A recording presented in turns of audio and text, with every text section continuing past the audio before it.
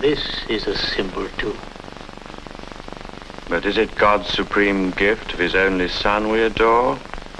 Or is it the splinters of the wood, the rust of the nails that we worship? The crucifix makes the agony of Christ more vivid for the simple Christian. The little peasant with his prayer to St. Christopher for safe journey. The poor widow with her tiny Madonna.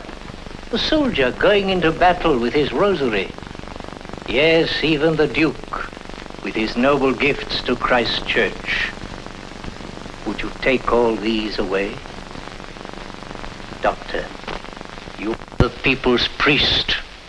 You cannot afford to shatter their faith by tearing away its visible supports. As their priest responsible to God for their souls, can I afford not to?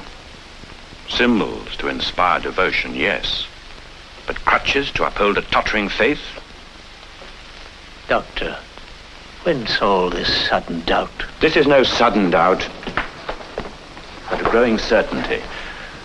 Dear Vicar, what little certainty I have you gave to me.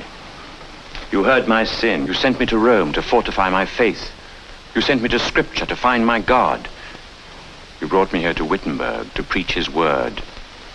And here in my room, I've been preparing my lectures on the Epistle of St. Paul to the Romans. And here, I think I've found the truth at last. And when I found it, it was as though the gates of heaven were opened to me. Romans 1:17.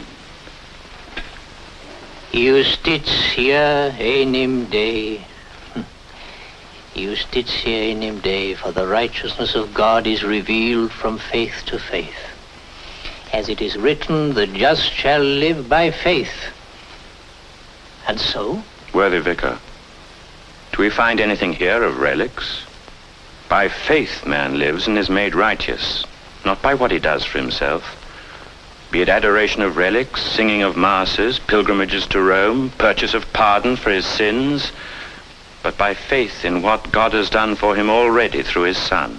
Dr. Martin, if you leave the Christian to live only by faith, if you sweep away all good works, all these glorious things you dismiss as mere crutches, what will you put in their place? Christ. Man only needs Jesus Christ.